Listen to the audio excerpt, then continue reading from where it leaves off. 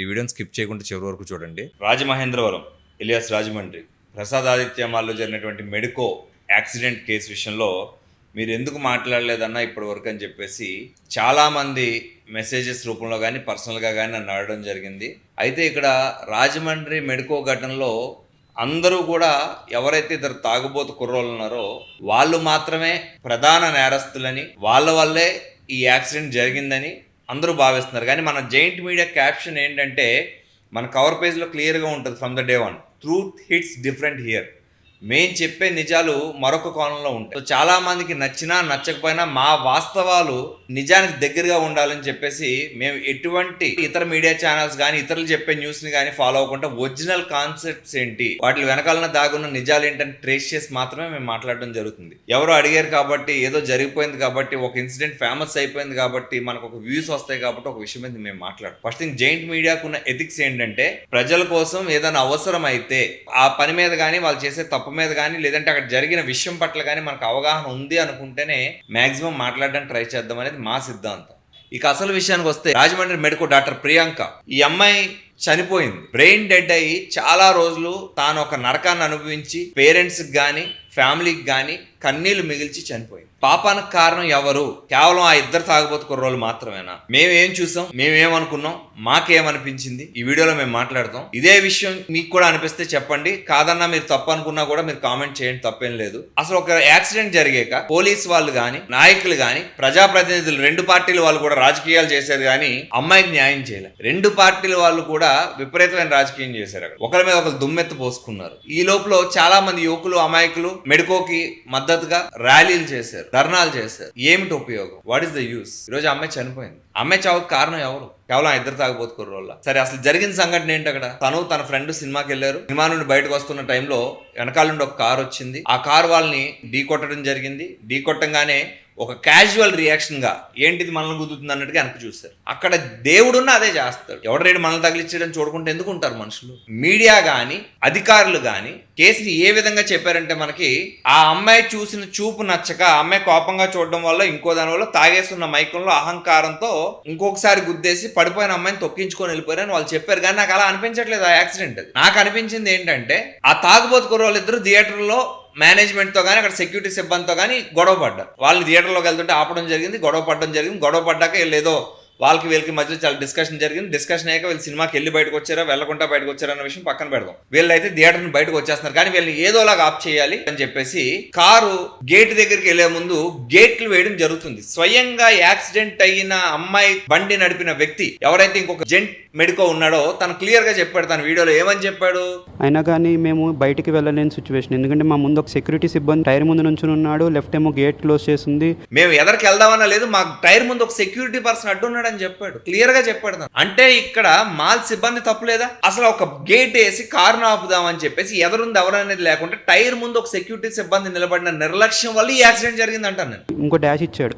Dash ఇచ్చి నేను వెనక్కి తిరిగే లోపల మళ్ళీ ఇంకొకసారి గుద్ది మా మీద నుంచి ఎక్కించేసి వెళ్ళిపోయారు. తాగేసి బండి గుద్దడం అనేది చాలా తప్పు. ఒక తాగుబోతు బండి గుద్దాడు, అమ్మాయిని ఎక్కించుకోవడం చాలా తప్పు. వాళ్ళు నడి రోడ్డు మీద ఉరి తీసేసిన తప్పులేదు. కానీ అసలు నేరస్తులను తప్పించడానికి మాత్రం ఇంత తతంగం జరిపించారు. ఎందుకంటే మాల్ సిబ్బంది యొక్క ఆలోచన లోపం వల్ల జరిగినటువంటి ఘటనని మాల్ వైపు డైవర్ట్ అవ్వకుండా మాల్ సిబ్బంది నిర్లక్ష్యం వల్ల మాత్రమే ఈ ఘటన జరిగిందంటే మాల్ పై దాడి జరగచ్చు, మాల్లో ఎటువంటి దుర్ఘటన జరగచ్చు. సో మాల్ కొన్ని రోజులు మూసివేసే పరిస్థితి రావచ్చు అనే ఆలోచనతో ఈ విషయాన్ని కప్పిపుచ్చారని నాకు అర్థమైంది అక్కడ. ఎందుకంటే ఫుటేజెస్ ఏమొచ్చినాయండి మనకు బయటికి? కారు అమ్మాయిని ఢీ కొట్టింది మాత్రం బయటకు వచ్చింది, పైన గొడవాడింది బయటకు వచ్చింది. లిఫ్ట్ లో వాళ్ళు దిగిన విధానం కానీ, గొడవాడుకుంటూ కారు ఎక్కిన విధానం కానీ, వాళ్ళ కారులో ఎలా బయటకు వచ్చారు? ఎందుకంటే ఒక మాల్లో ఉండి కారు బయటకు వచ్చేటప్పుడు మధ్యలో ఎన్ని సెక్యూరిటీ చెక్లు ఉంటాయి? ఆడేమైనా కొన్నాడా లేదా, టికెట్ తీసుకున్నాడు లేదా, పార్కింగ్ టికెట్ కట్టలేదు, ఇంతమంది ఉంటారు కదా, ఇన్ని దాటుకొని కదా రావాలి. ఈ అన్ని ఫుటేజెస్ ఎక్కడ ఉన్నాయి? ఇవి ఎందుకు ప్రజల్లోకి రావట్లా? మొత్తం అంతా చూపించాలి కదా. ఆ కుర్రోలు కిందకి వెళ్ళిన విధానం నుండి బయటకు వచ్చిన విధానం దగ్గర, ఎవరితో ఎంతసేపు గొడవడ్డారు దగ్గర ప్రతిదీ మనకు రావాలిగా. ఎందుకు రావట్లా? అంటే ఇద్దరు తాగుబోతు కుర్రోలు కారెక్కిసి తొక్కి చంపేశారనడం వల్ల ఖచ్చితంగా ప్రపంచం మొత్తం తాగుబోతులు ఇద్దరిని శిక్షించాలని మాత్రమే మాట్లాడుతుంది. కానీ అంటే దీంట్లో మాల్ యాజమాన్యానికి ఏం సంబంధం లేదండి. యాజమాన్యం ఫోన్ చేసి వాళ్ళు ఆపేయండి, గేట్లు మూసేయండి లాంటి చెప్పదు. ఎవడో ఒక బుర్ర తక్కువ సెక్యూరిటీ ఆఫీసర్, ఎవడో ఒక బుర్ర తక్కువ మేనేజర్, పనికి మాలిన సన్నాసి, ఆలోచన లేకుండా చేసిన పని, ఇచ్చిన పనికి మాలిన ఇన్స్ట్రక్షన్, దాన్ని ఫాలో అయిన గుడ్డి ఎంప్లాయీస్. కళ్ళు మూసుకుపోయి బండి ముందుకు వచ్చి అడ్డంగా నుంచి బండి ఎలాగెళ్తాడు? ఇప్పుడు వెనకాల గుద్దింది, టక్మన్ సైడ్ తీయడానికి ఉందా బండి? ఆడు ఫోర్స్ చేస్తాడు అనుకున్నప్పుడు వెనక తిరిగే రియాక్షన్ లో బండి పక్కకు లాగడానికి ఉందా? గేట్లు ఇలా అడ్డంగా పెట్టి ఎదురు సెక్యూరిటీ గార్డ్ నుంచి వీడియోలో క్లియర్ గా కనపడింది సెక్యూరిటీ గార్డ్ పరిగెట్టుకు రావడం బయట. ఏం జరుగుతుంది? దేన్ని కప్పుపుచ్చుతున్నారు? నేను మళ్ళీ చెప్తున్నాను, ఆ అమ్మాయి చావుకు కారణమైన వాళ్ళు ఎవరైనా కూడా, అది యాజమాన్యమైనా, సిబ్బంది అయినా, అధికారులైనా, ప్రజా ప్రతినిధులైనా కూడా ఒక తప్పును కప్పుపుచ్చి ఒక అమ్మాయి చావుకు కారణమైతే కనుక ఆ పాపం ఎవరిని వదిలిపెట్టదు. ఎవరిని అంటే ఎవరిని వదిలిపెట్టదు. దీని మీద అనవసరమైన రాజకీయాలు చేస్తున్నారు చాలా. ప్రతిపక్షాలు అవనివ్వండి, అధికార పక్షం అవనివ్వండి, ఆ పాపం ఎవరిని వదిలిపెట్టదు. ఎందుకంటే అన్యాయంగా హైదరాబాద్ నుంచి రాజమండ్రి వరకు వచ్చి ఒక మెడికో స్టూడెంట్ తన కెరియర్ ని సెటిల్ చేసుకుందామని వచ్చిన అమ్మాయి ఈ రోజు ఎవరి నిర్లక్ష్యానికి బలైపోయింది. ఇద్దరు తాగుబోతులు, వాళ్ళకి మందు మాల్కి కేవలం 200 మీటర్ల దూరంలో అటు గాని ఇటు గాని వైన్ షాపులు ఉన్నాయి. మందు తాగే అంత వెసులుబాటు, మందు తాగి డ్రైవ్ చేసి మాల్కి వచ్చే అంత ఫెసిలిటీ కల్పించిన ప్రభుత్వం తప్ప, లేదంటే మందు తాగి లోపలికి వచ్చిన వాడితో గొడవ పడడం తప్ప సెక్యూరిటీ కాదే. మందు తాగి లోపలికి వెళ్తే ఆ థియేటర్లో ఇంకెన్ని యుద్ధాలు చేద్దరు. అక్కడ ఆఫ్ చేశారు. ఆఫ్ చేశాక వాళ్ళు ఇచ్చిన రియాక్షన్ ఏంటి, జరుగుతున్న విధానం ఏంటి, అసలు ఇంతమంది సెక్యూరిటీ ఉన్న వాళ్ళు కారెక్కేదాకా ఏం చేస్తున్నారు? వాళ్ళని నిజంగా ఆపుదాం అనుకున్నాడు, కారెక్కే వరకు ఏం చేస్తున్నారు? అసలు గేట్లు ఎందుకు దగ్గరికి వేశారు? జనాలు సినిమా కంప్లీట్ చేసుకుని జనాలు అంతమంది బయటకు వస్తుంటే అసలు గేట్లు ఎందుకు దగ్గరికి వేశారు? ఎవరి కోసం దగ్గరికి వేశారు గేట్లు? ఈ తప్పులన్నీ కప్పుచ్చుకోవడానికి అసలు వాళ్ళ మీద చిన్న వ్యవహారం రాకుండా వాళ్ళ మీద దృష్టి ఫోకస్ అయ్యేలాగా ఎన్ని రోజులు వార్తకి కప్పుచ్చారు? ఇదంతా నాకు అనిపించింది, నేను మాట్లాడుతున్నాను. ఇందులో ఎంతవరకు వాస్తవాలు ఉన్నాయనేది ప్రజలే విశ్లేషించుకోవాలి. అంటే నా ఆలోచన విధానం, మీ ఆలోచన విధానం ఒకలా ఉందో లేదో నాకు తెలియదు, కానీ అసలు గేట్లు వేయడం అనేది ఎంత తప్పు, అక్కడ సెక్యూరిటీ గార్డ్ టైర్ ముందు నుంచోవడం అనేది ఎంత తప్పు. అసలు మేజర్ ప్రాబ్లం అది కదా, యాక్సిడెంట్ కారణం అది కదా అంటాను నేను. అక్కడ వీళ్ళ కాదు, ఇంకో కారు ఉన్న గుద్దులు, వీళ్ళ బండి మీద ఉండడం వల్ల వీళ్ళు చనిపోయారు అంతే. అమ్మాయిని ఎక్కించుకొని పోయాడు. వాడు ఏం తప్పించుకోవడానికి అంత భయపడి పారిపోవాల్సి వచ్చింది. Is my point. అంటే వాళ్ళని థ్రెటన్ చేశారా, లేదంటే వాళ్ళని మీ సంగతి తెలుస్తూ మేము పోలీస్ స్టేషన్ లో పెడతాం, లేదంటే ఇంకోటి అని భయపెట్టారా, లేదా పోలీసులు దొరికిపోతామని పరిగెట్టారా? వాట్ ఎవర్ ద రీజన్స్, వాడి ప్రాణం వాడు కాపాడుకోవడానికి వాడు అమ్మాయిని తొక్కించుకొని వెళ్ళిపోయాడు. అది ఖచ్చితంగా హత్య కారణం ఎవరు ఇక్కడ? మాల్ సిబ్బందా,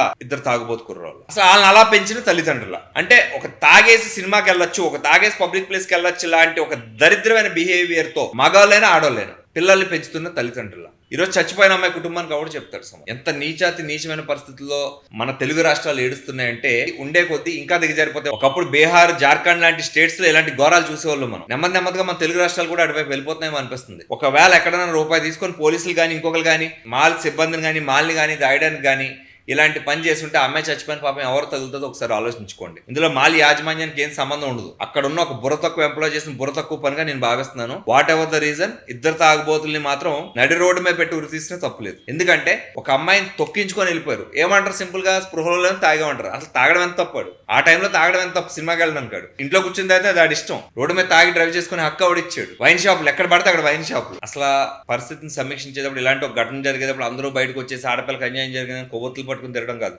ఇంకొక ఆడపిల్లకి కానీ, ఇంకొక అమాయకపు వ్యక్తికి కానీ, ఇంకొక సామాన్యుడికి కానీ అన్యాయం జరగకుండా ఏం జరగాలో ఆలోచించు. అంతేగాని పలానా డాక్టర్ ప్రియాంక చనిపోయింది, మేమందరం సంతాపం వ్యక్తం చేసాం, మేము కూడా బాధపడ్డాం, మా గుండెలు కూడా బరువెక్కిన, ఇలాంటి కబుర్ల వల్ల ఎవరికి ఉపయోగం లేదు. ఒక కుటుంబానికి కానీ, ఒక వ్యక్తికి కానీ దేవుడు ఒక అధికారం ఇచ్చేంటే అధికారం 10 మందికి ఉపయోగపడేలా వాడాలి. అంతేగాని ఈ రోజే మొత్తం సంపాదించుకోవాలన్నట్టు ఎవరు వాడినా, అది ముఖ్యమంత్రి స్థాయి నుంచి, ఎమ్మెల్యే స్థాయి నుంచి, లోకల్ అధికారుల స్థాయి నుంచి, సామాన్య ఎంప్లాయీ స్థాయి వరకు ఎవడైనా కూడా దోచుకొని తినడానికే వాడితే కనుక ఇలాంటి చాలా కుటుంబాలు నష్టపోతూనే ఉంటాయి. సో ఇలాంటి నష్టాలు జరగకుండా భవిష్యత్తులో ఎటువంటి స్టెప్స్ తీసుకుంటే బాగుంటుందో చూసి ఆలోచించి తీసుకోండి. నేనైతే నిజంగా చాలా బాధపడుతున్నాను. ఇది జరిగిన తెలుగు రాష్ట్రాల్లోనే మనం ఉన్నామని చెప్పి నేనైతే నిజంగా చాలా బాధపడుతున్నాను. ఈ రోజు హైదరాబాద్ నుండి ఒక అమ్మాయి రాజమండ్రి వరకు వచ్చి అక్కడ చదువుకుంటూ చనిపోవడం అనేది అందరికీ చెడ్డ పేరే. సో ఆ అమ్మాయి చావుకి ఎవ్వరు కారణమో వాళ్ళైతే నిజంగా చట్టం శిక్షించకపోయినా దేవుడు శిక్షిస్తాడని నేను నమ్ముతున్నాను. Whatever the reasons, we're sorry for you doctor Priyanka. ఈ రోజు నువ్వు మా మధ్యన లేకపోయి ఉండొచ్చు, బట్ ఒకటైతే నిజం, నువ్వు చనిపోయినందుకు 2 తెలుగు రాష్ట్రాల్లో చాలా మంది ప్రజలు కన్నీళ్లు పెట్టారు. నిజంగా మా ఛానల్ తరపు నుంచి నీ కుటుంబానికి గానీ, నీ మృతికి గానీ సంతాపం తెలియజేస్తున్నాం.